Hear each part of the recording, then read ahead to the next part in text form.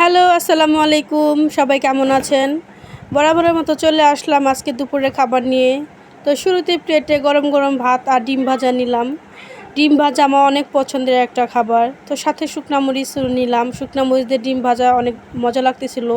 তারপর ভাবলাম যে না, এভাবে খেয়ে আসলে তৃপ্তি পাইতেছি না, ভাতের সাথে মেখে বেশি করে ঝাল করে খেতে হবে।